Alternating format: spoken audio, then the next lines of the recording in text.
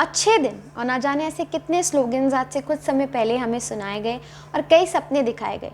हालांकि for the poor people and marginalise sections दिन तो कभी बदले ही नहीं थे, पर शायद इन फेलियर्स को हम इसीलिए क्रिटिसाइज कर रहे हैं आज क्योंकि कोरोना काल में एलीट क्लास को भी कई तरीके की परेशानियों से जूझना पड़ रहा है। The second wave of COVID-19 pandemic in India is horrible and terrifying to see. साल 2020 18 जून इंडिया में कोरोना केसेस की संख्या 11,000 थी और आने वाले 60 दिनों में ये संख्या बढ़कर 35,000 तक पहुंची, यानी कि on an average 35,000 cases regularly record किए जाने लगे थे और फिर ये ग्राफ स्लोली बढ़ा। साल 2021 यानी कि सेकेंड वेव की स्टार्टिंग में भी 10 फरवरी को कुल 11,000 केसेस ही रिकॉर्ड किए गए थे इंडिया में और आने वाले 50 दिनों में ये नंबर बढ़कर सिर्फ 22,000 तक पहुंचा। पर फिर अचानक से ऐसा क्या हो जाता है कि नेक्स्ट 10 डेज में ये नंबर एकदम से बढ़कर 89,800 तक पहुंच जाता है। What led to the sharp rise of cases in India? Let's find out. Point number 1. Big religious gatherings, reopening of public places as well as crowded rallies. India, a nation with 136.6 crore people, was not expected to took the COVID-19 pandemic so lightly. पर हमने इस बीमारी को कितना normalise किया ये हम सब जानते हैं और ये पिक्चर्स भी ये साफ बयां करती हैं। कोविड केरला टास्क फोर्स के डॉक्टर ए फतेहुद्दीन और ऐसे कई एक्सपर्ट्स ने हमें फरवरी में ही वार्निंग दी थी कि कोविड कहीं गया नहीं है और अगर हम अर्जेंट स्टेप्स नहीं उठाते हैं तो एक कोरोना की बहुत बड़ी सुनामी हमें हिट कर सकती है। Indeed it has hit us. But इस बीच अर्जेंट स्टेप्स उठाना तो दूर की बात है, वेस्ट बंगाल में इलेक्शन की रैलीज को ऑर्गेनाइज किया गया, रूल्स एंड रेगुलेशंस तो गए साइड में, इस तरीके की सामाजिक दूरी भी देखने को मिली हमें। So basically all the parties who have organized the rallies are equally responsible for this. The situation is even worrying in the states like Tamil Nadu, Assam and Kerala. ना सिर्फ इतना, कुंभ के मेले को मंजूरी दी गई पता नहीं किस बेसिस पे, और मैं आपको बता दूं कि हरिद्वार कुंभ को अटेंड करने वाले लोगों की संख्या 70 लाख थी। इट वॉज ओनली ऑन 17 अप्रैल जब पीएम मोदी ने लोगों से अपील की कि ज्यादा मात्रा में इकट्ठे ना होइए, पर तब काफी देर हो चुकी थी क्योंकि उत्तराखंड में अब केसेस का ग्राफ तेजी से बढ़ रहा था। इनफैक्ट वेस्ट बंगाल की रैलीज को ही इकलौता रीजन भी ठहराया जाता है कि कोलकाता में आज कई रीजन में पॉजिटिविटी रेट जो है ना वो बढ़कर 50% तक पहुंच चुका है, यानी कि टेस्ट किए जाने वाले हर 2 व्यक्ति में से 1 व्यक्ति पॉजिटिव है।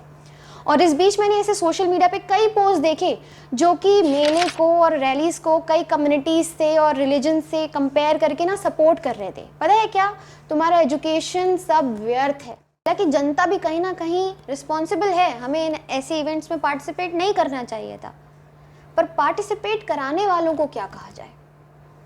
So yes, you cannot deny the fact that 2 of these events have acted as a super spreader in the race. Point number 2 is mutating coronavirus. शुरू से ही इंडिया की पॉपुलेशन उसका सबसे बड़ा चैलेंज बनकर रही है और इस बार भी हमें कुछ ऐसा ही देखने को मिल रहा है। WHO के एक्सपर्ट्स बताते हैं कि जब एक वायरस बड़ी पॉपुलेशन को हिट करता है, ऐसे में उसकी खुद को म्यूटेट करने के चांसेस बढ़ जाते हैं और वो ज़्यादा रेप्लिकेट करता है और उसमें होने वाले चेंजेस भी बढ़ जाते हैं। Due to the massive population in India, the virus is now quickly undergoing changes and spreading super fast. पर यहाँ पे एक अच्छी बात यह है कि भले ही वायरस म्यूटेट कर रहा है, ज़्यादा इन्फेक्शियस है, पर ये अजम्पशंस की वैक्सीन्स बिल्कुल कारगर नहीं होंगी, ये एकदम झूठे, इनका कोई बेसिस नहीं है। हाँ, somewhat effectiveness would be less but still it would be effective enough कि वो आपको सेफ रख सके। Now you might be thinking कि इस सिचुएशन का ब्लेम आखिर किसके सर पर जाता है। In my opinion, on a very straight note, the government and the people in power are to be blamed over here. First wave के बाद इंडिया के पास कुल 8 महीने का समय था और बीमारी की गंभीरता को मद्देनजर रखते हुए हमें इंतजाम करना चाहिए था।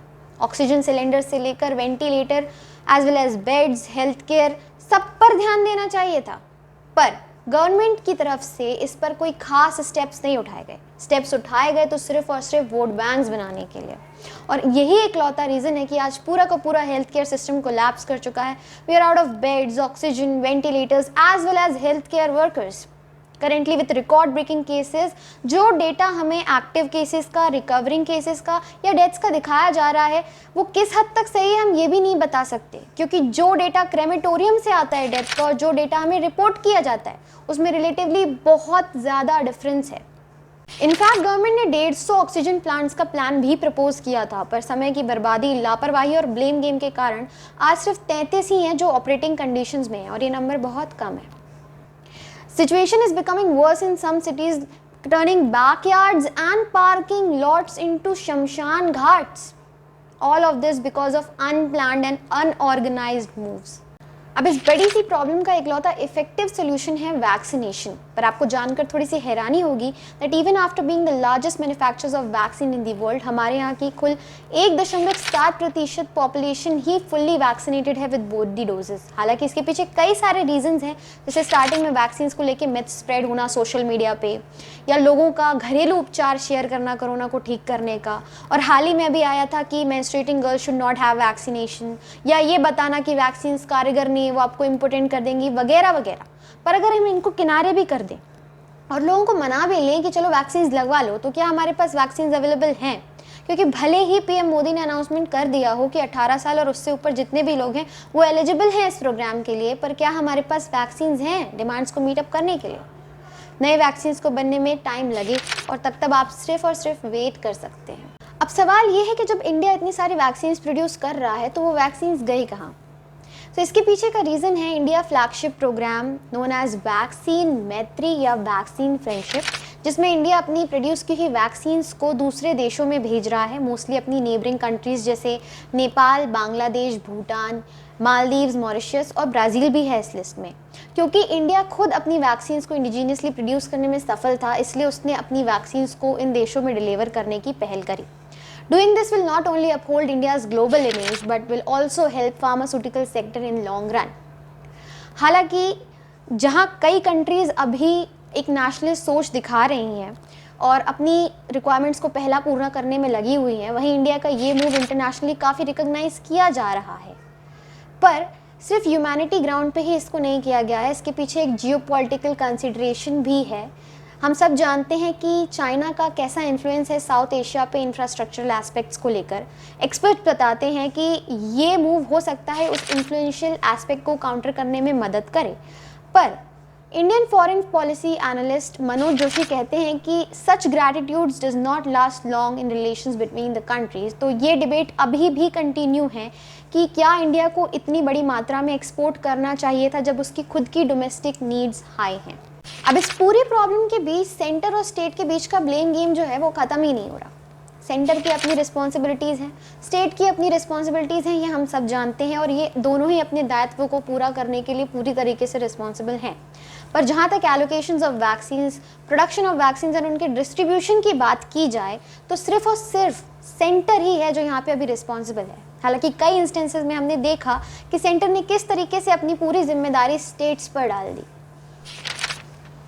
पर इस बीच अच्छी खबर ये है कि कई कंट्रीज़ ऊपर उठकर आ रही हैं हमारी मदद करने के लिए, चाहे वो यूके हो जो कि ऑक्सीजन कंसंट्रेटर्स प्रोवाइड कर रहा हो, या सिंगापुर जो कि क्रायोजेनिक टैंक्स भेज रहा हो। और ये लिस्ट बहुत लंबी है। It includes Russia, France, Germany, UAE, Saudi Arabia as well as Bhutan and Pakistan.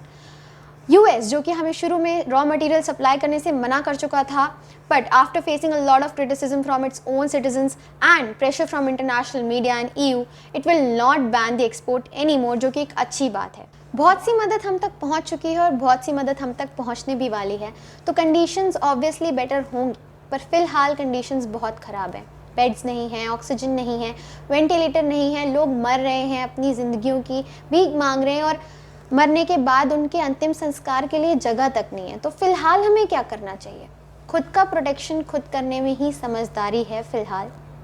अपने हाथों को फ्रीक्वेंटली वॉश कीजिए, मास्क पहनिए, सोशल डिस्टेंसिंग मेंटेन करिए, वैक्सीन अवेलेबल हो तो वैक्सीन ले लीजिए, प्लीज़ उसे नज़रअंदाज मत कीजिए, क्योंकि हो सकता है कि अभी भी आपको ये बीमारी एक जोक लग रहा हो, पर आप उन लोगों के दर्द को महसूस भी नहीं कर सकते जिन लोगों ने अपने करीबियों को, अपने परिवार वालों को खोया है इस महामारी में। And dear government, this time we really need your help and not excuses. तो अगर आपको ये वीडियो अच्छा लगा हो, इसे ज़्यादा से ज़्यादा शेयर कीजिए। Till then, stay safe, stay at home, stay healthy. Thank you.